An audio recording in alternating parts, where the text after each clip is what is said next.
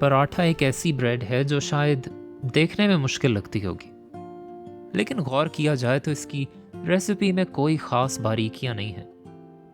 सबसे पहले पानी के साथ थोड़ा नरम आटा गूंद लिया जाएगा। आधा घंटा आटे को रेस्ट देने के बाद उसके पेड़े काट लिए जाएंगे। फिर बारी आती है पराठे को बलों वाला टेक्सचर देने की, और आखिर में बस दरमियानी आंच पे हल्के से घी के साथ इसको तवे पे सेक लिया जाएगा। अच्छा पराठा बनेगा अच्छी डो से, और पराठे के लिए अच्छी डो है तकरीबन 70% हाइड्रेशन, जो कि हमारी पूड़ी या नान की डो के मुकाबले में थोड़े ज़्यादा पानी से बनेगी। इसको आम ज़बान में कहते हैं नरम आटा गूंदना। इस आटे में थोड़ा सा नमक डाल के इसको हल्के हाथ से थोड़ा थोड़ा पानी डालते हुए गूंदना शुरू किया जाएगा। यहाँ एक टिप मेरे बहुत काम आती है, वो ये है कि कोई भी डो बनाते हुए पानी थोड़ा थोड़ा करके डालना चाहिए। ज़्यादा पानी एक साथ पड़ जाए तो डो बहुत स्टिकी हो जाती है और उसको संभालने में मुश्किल हो सकती है। अगर स्टैंड मिक्सर जैसी सहूलत हो तो उसमें भी इसी तरह थोड़ा थोड़ा पानी करके आटा गूंद लिया जाएगा, और 5 से 10 मिनट तक ये डो बहुत अच्छी और स्मूथ होती नजर आएगी। ये अच्छा वक्त है इस आटे को किसी एयर टाइट कंटेनर में डाल के रेस्ट देने का। इसको ऐसे ही फ्रिज में रख दिया जाए तो ये कई दिन तक ठीक ठाक रहेगा। आज की पहली टिप ये है कि जितना आटा गूंद लिया जाए उसको बस 15 से 30 मिनट रेस्ट देने के बाद एक जैसे पेड़ों में उसी वक्त काट लिया जाए। डो कोई सी भी हो, उसका मसला ये है कि जब भी उसको नई शक्ल या नई शेप दी जाएगी तो उसको कुछ देर रेस्ट देना पड़ता है उसकी ढलाई के लिए। ढलाई से डो की हैंडलिंग आसान हो जाती है और उसको बेलने में बहुत आसानी रहती है। इसलिए बेहतर है कि ये पहले से ही सब पेड़े बना के रख दिए जाएं, ताकि जब भी इसकी रोटी या पराठा बनाना हो तो ये अपनी इस स्टेट में वेल रेस्टेड हो। अब बारी है फोल्डिंग की, और फोल्डिंग की जाती है पराठों को लेयर्स देने के लिए। इसके कई तरीके हैं, लेकिन हर तरीके का आगाज होगा एक पेड़े को एक रोटी की तरह बेलने से, और उसके ऊपर अच्छी तरह घी की कोटिंग करके उस पर काफ़ी सारा खुश्क आटा स्प्रिंकल करने से। एक होता है स्क्वायर पराठा, चकोर शेप वाला। उसमें कोई 4 दफ़ा फोल्ड दिया जाता है, और 4 दफ़ा फोल्ड ऐसे कि हर तरफ से एक फोल्ड। तो जब ऐसे किया जाएगा तो हमारे पास एक छोटी स्क्वायर शेप की टिक्की बन जाएगी, और इसमें बहुत ज़्यादा नहीं, बस 4 से 5 लेयर्स बनेंगी, जो कि अगर आप मुझसे पूछें तो एक पराठे के लिए सबसे अच्छा टेक्सचर है।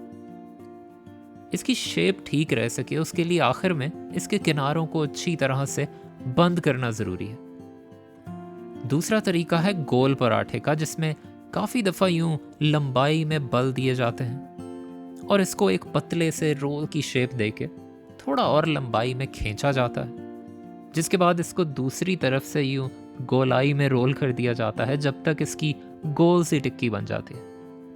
और इसको भी किनारों से अच्छी तरह बंद करना ज़रूरी है ताकि इसकी शेप ठीक रह सके। एक और तरीका उन लोगों के लिए है जिनको बहुत ज़्यादा बलों वाला लच्छा पराठा पसंद है। इसमें भी स्क्वायर पराठे की तरह लंबाई वाली तरफ से एक एक फोल्ड देना है, लेकिन इसको थोड़ा ज़्यादा पतला बेलना है हर दफ़ा। जितना ज़्यादा पतला बेला जाए उतनी ज़्यादा लेयर्स बनाई जा सकती हैं।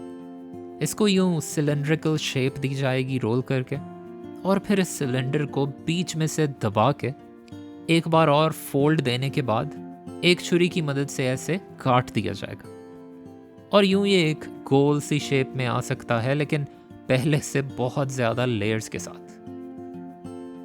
और भी बड़े तरीके हैं, लेकिन अभी के लिए यही 3 काफ़ी हैं। इसके आगे का काम आसान है, बस ज़रूरत के मुताबिक खुश्का लगाते रहना है और इन टिक्की नुमा पेड़ों को अच्छी तरह से बेलना है। यहाँ इसको ज़्यादा पतला भी किया जा सकता है और थोड़ा मोटा भी रखा जा सकता है। पराठे बहुत फॉरगिविंग होते हैं, इनको ख़राब करना इतना आसान नहीं है।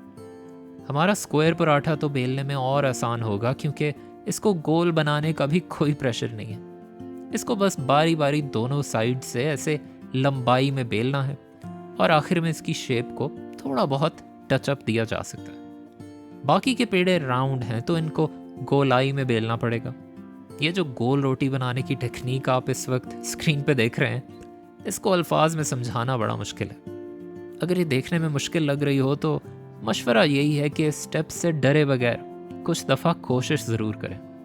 ज़रूरी नहीं है कि कंपस से बनी हुई गोल शेप ही आए, बस इसकी थिकनेस का ख्याल रखना ज़रूरी है कि ये हर तरफ से एक जितना पतला हो, ताकि इसकी कुकिंग ठीक से हो सके। और जहाँ तक कुकिंग की बात है, इसको दरमियानी आंच पे रख के सेकना है एक गरम तवे पे। दोनों तरफ बारी बारी 30 सेकंड्स देने हैं और उसके बाद हल्का सा घी लगा के इसको दोनों तरफ से घी में फ्राई करना है।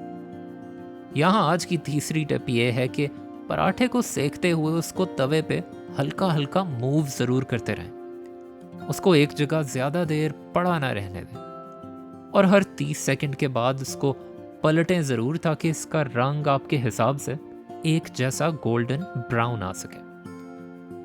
अगर आप ज़्यादा तेज़ आंच पे पराठा बनाएंगे और वो एक जगह ज़्यादा देर सिकता जाएगा, तो उस पे इस तरह के काफ़ी डार्क स्पॉट्स बन जाएंगे और वो एक जैसा गोल्डन ब्राउन नहीं हो सकेगा।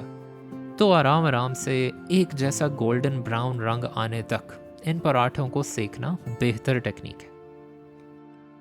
तो ये थी हमारी पराठे बनाने पे बातचीत। आपके फीडबैक का इंतज़ार रहेगा। तब तक के लिए मुझे दें इजाज़त। अल्लाह हाफ़िज़।